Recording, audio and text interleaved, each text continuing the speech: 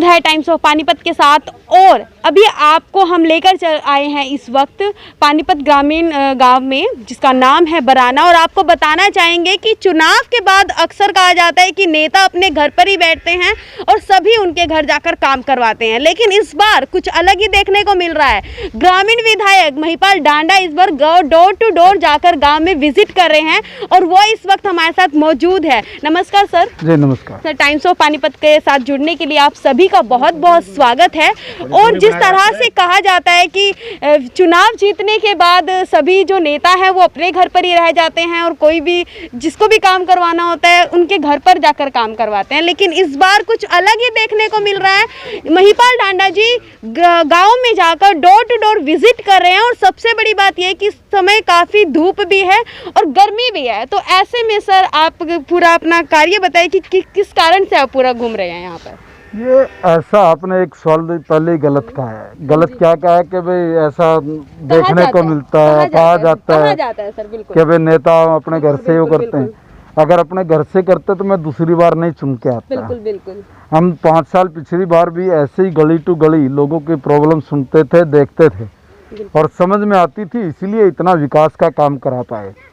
और फिर कुछ ऐसे इलाके हैं जिसमें बहुत सारी ऐसी डेवलपमेंट की गुंजाइश है कि वाकई में उन लोगों को उस चीज़ की आवश्यकता है। और जब तक मैं खुद ना देख लूँ, खुद ना समझ लूँ, तो कुछ चीज़ें समझ से बाहर रह जाती है। और वो कहीं भी राजनीति की भेंट ना चढ़ जाए और कोई गरीब आदमी उससे वंचित ना रह जाए, इसलिए मैं खुद डोर टू डोर जाके एक एक चीज़ों को, एक एक गली का मैं विजिट करता हूँ, चाहे पूरा दिन लग जाए। अब आज मैं सुबह 8 बजे इस गांव में घुसा था और अभी मुझे लगता है कि अगले 3-4 घंटे तक और इसी गांव में मेरा ये कार्यक्रम चलने वाला है। कल हमने 2 गांव और भी किए थे, सुबह से शाम तक। छोटे गांव थे, थोड़े बड़े गांव हैं। तो हर रोज़ का मेरा यही सिस्टम है, क्रम यही है। और मैं तो कॉलोनियों में भी ऐसे ही घूमता हूँ। सही बात तो ये है कि भाई निचले स्तर तक उनको उनका अधिकार मिल जाए, वो बहुत ज़रूरी है। और सरकार का तो लक्ष्य ही है, बीजेपी का यही है कि अंत्योदय कि भाई अंतिम से अंतिम व्यक्ति को जो लाभ है वो मिलना चाहिए। तो अंतिम से अंतिम व्यक्ति को लाभ मिलेगा तब जब हम लोगों को भी समझ में होगा।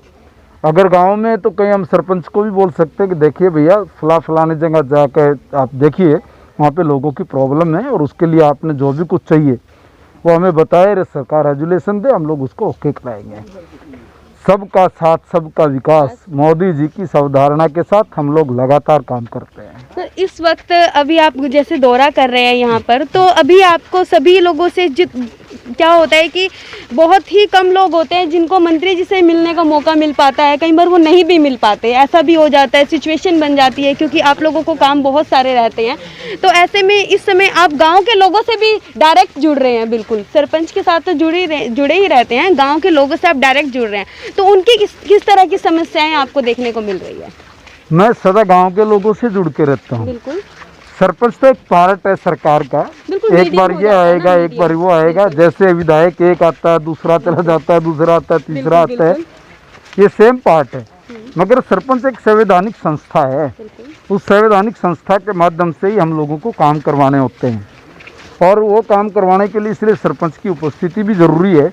और गांव में हर व्यक्ति जिसको जो भी कोई प्रॉब्लम है, उस प्रॉब्लम को सॉर्ट आउट कराने के लिए ज़रूरी है कि हम लोग स्वयं भी जाके देख लें कि लोग किस किल्लत में, किस तरह की ज़िंदगी में वो अपना जीवन जी रहे हैं। तो बहुत ही सराहनीय कार्य इस वक्त आप कर रहे हैं क्योंकि इतनी धूप में घूमना इतना आसान नहीं है और बहुत ही मुश्किल होता है धूप में घूमना इस वक्त। अपने लिए कोई मुश्किल नहीं है, वो तो सर दिखाई दे ही रहा है। हम लोग तो ऐसे घूमते हैं, ऐसे चलते हैं, ऐसे करते रहते हैं। लेकिन सर, जिस तरह से इस वक्त पानीपत में भी अगर हम बात करें तो कोरोना के केस काफ़ी ज़्यादा बढ़ रहे हैं, तो ऐसे में क्या कहना चाहेंगे आप? क्योंकि कहीं ना कहीं हम जनता की भी कहीं ना कहीं इसमें इग्नोरेंस दिखाई दे रही है कि पूरी तरह से मास्क यूज़ नहीं कर रहे, सोशल डिस्टेंस को मेंटेन नहीं कर रहे हैं। तो ऐसे में आप पब्लिक से क्या अपील करना चाहेंगे?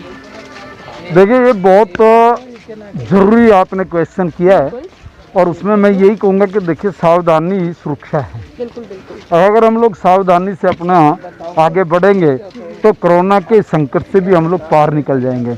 मगर समस्या क्या है कि भाई अभी भी बहुत सारे लोग कोरोना जैसी महामारी को एक मजाक के तौर पे ले रहे हैं, इग्नोरेंस कर रहे हैं, बिल्कुल। उसको इग्नोर कर रहे हैं। और ये इग्नोर करना इतना महंगा पड़ रहा है कि हर रोज़ हमारे पानीपत में भी इन केसों की संख्या लगातार बढ़ती जा रही है।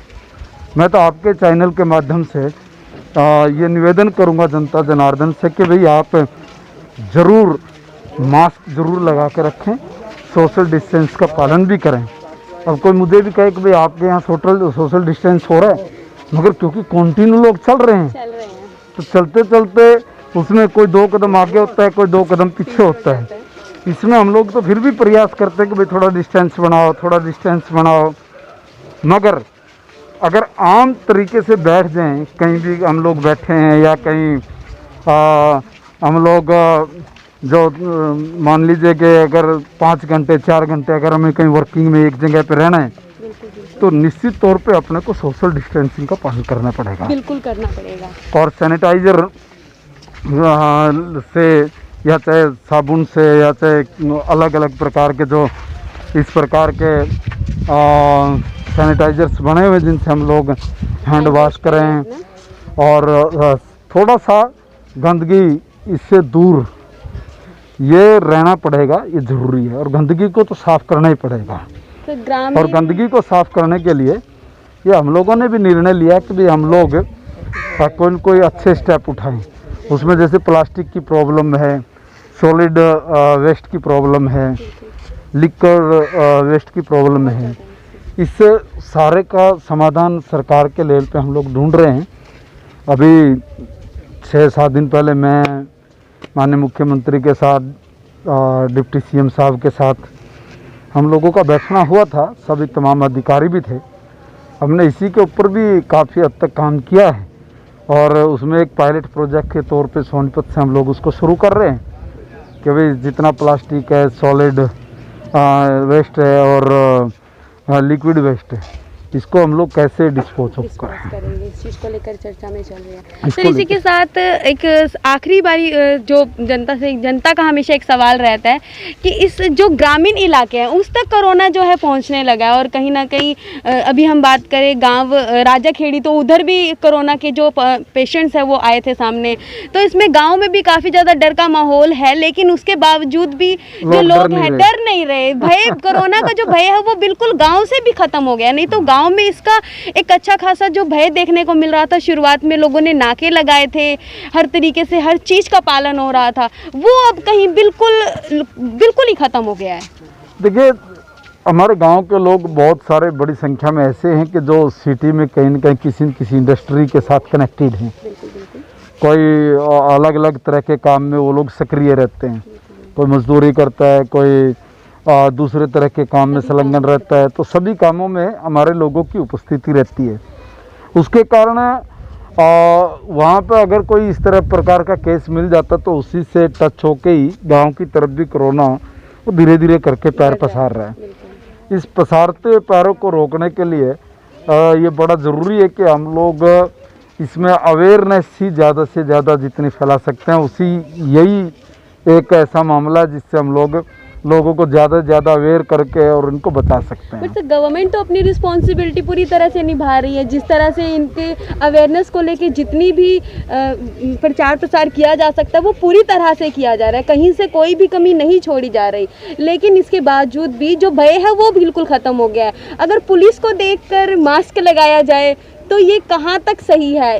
क्योंकि अगर सामाजिक अवेयरनेस का मुद्दा है, जब तक समाज स्वयं नहीं इस पे के प्रति अवेयर होगा, मैं नहीं समझता कि भाई कोई सरकार इसको ज़बरदस्ती या कोई कानून बना के बहुत तेज़ी के साथ लागू करा पाए। कानून के डर से हम लोग कुछ करें इसका मज़ा नहीं है और उससे कोई अवेयरनेस भी नहीं आएगी।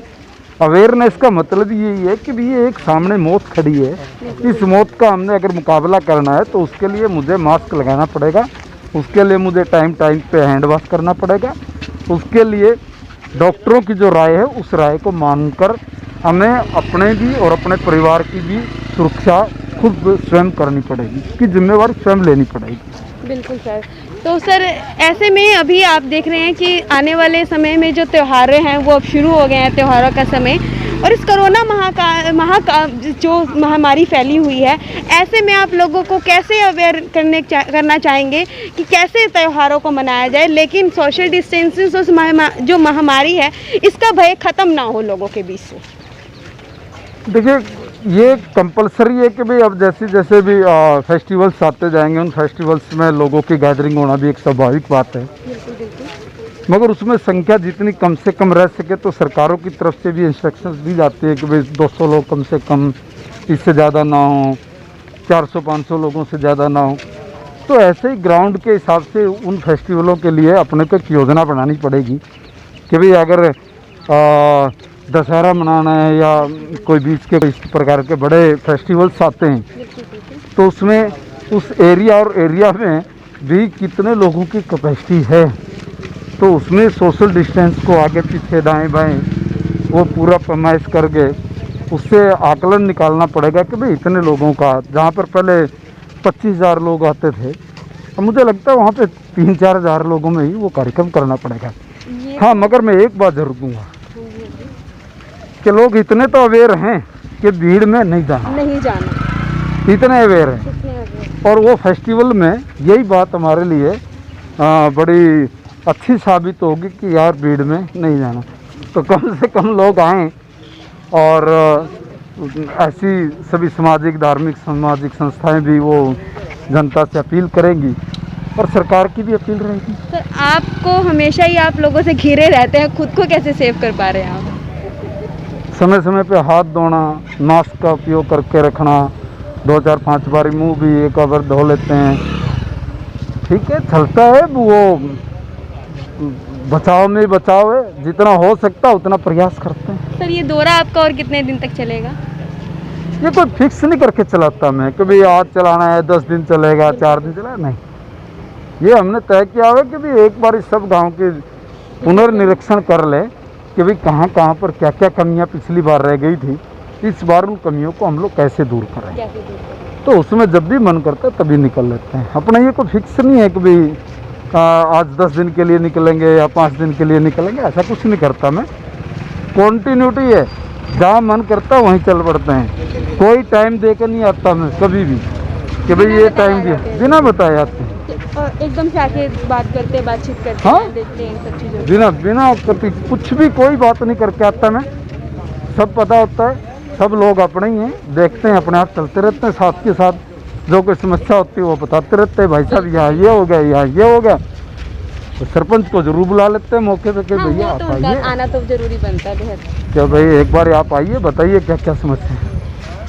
धन्यवाद सर, हमारे साथ जुड़ने के लिए बहुत आइए, बहुत आपको धन्यवाद। हमारे साथ जुड़े थे पानीपत ग्रामीण विधायक महिपाल डांडा जी, और उन्होंने बताया कि किस तरह से वो डोर टू डोर विजिट करते हैं। उनका ऐसा कोई प्लानिंग नहीं होती कि मुझे आज करना है या कल करना है। जब उनको समय मिलता है और समय निकालते हैं और वो चल पड़ते हैं कि मुझे अब गांव में निरीक्षण करना है, और देखते हैं जहां पर कोई कार्य अधूरे रह जाते हैं उन्हें पूरा करने के लिए ग्राम के लोगों की समस्याएं सुनते हैं और उन्हें सॉल्व करने की पूरी कोशिश करते रहे। बने रहिए टाइम्स ऑफ पानीपत के साथ और देखते रहिए टाइम्स ऑफ पानीपत। चैनल को सब्सक्राइब कीजिए, लाइक कीजिए और वीडियो को शेयर जरूर कीजिए। धन्यवाद।